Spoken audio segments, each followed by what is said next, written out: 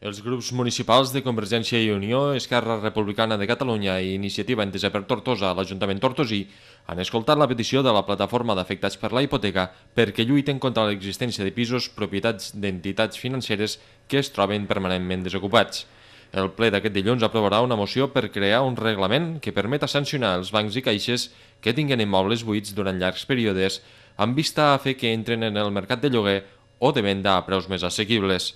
Segons ha explicat l'alcalde, Ferran Bel, actualment l'Ajuntament no disposa de dades concretes sobre el nombre de casos que es donen a la ciutat.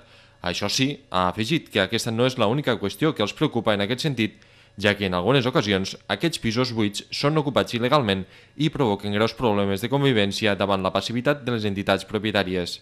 L'ocupació d'estos immobles genera problemes no greus, sinó gravíssims de convivència en les comunitats de veïns on són ocupats aquests immobles i les entitats financeres no actuen. I hem de combatre també aquesta deixadesa per part de les entitats financeres. Bel també ha volgut posar l'accent en la manca de manteniment que en moltes ocasions fan les entitats financeres dels seus immobles.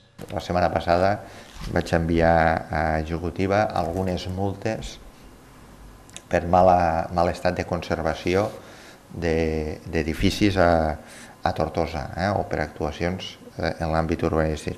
Pràcticament un 70%, un 80% corresponen a entitats financeres. L'alcalde de Tortosa ha remarcat que des del consistori fa temps que treballen per combatre aquesta situació i que ha tingut com a conseqüència l'acord perquè es posessin al mercat prop d'una desena d'habitatges a preus de lloguer social.